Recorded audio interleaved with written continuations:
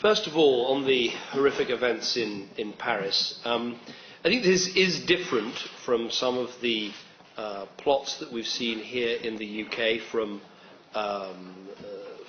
so-called homegrown terrorists. The Chancellor and I had a briefing from MI5 and MI6 during our meetings to get the latest information that we could.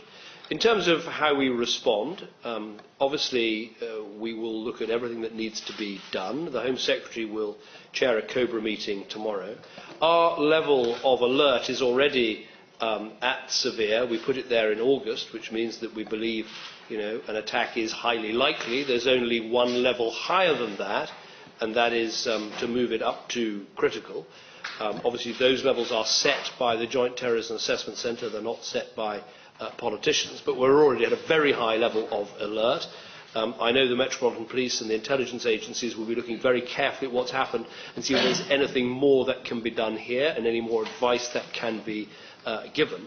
But we're already on a very high state of alert. Our security services do an excellent job. They're working flat out already, as are the Metropolitan Police and other police forces.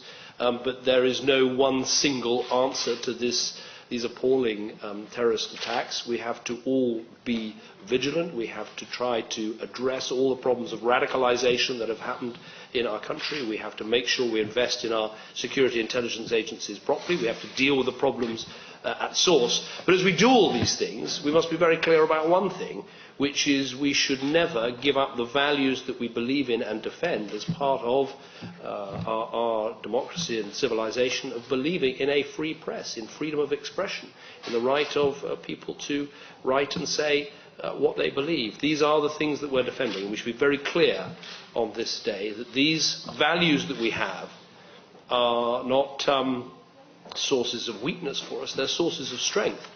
The Chancellor and I were at the British Museum looking at this extraordinary exhibition. We're also here contemplating how does Britain, how does Germany make a success of itself in the years ahead.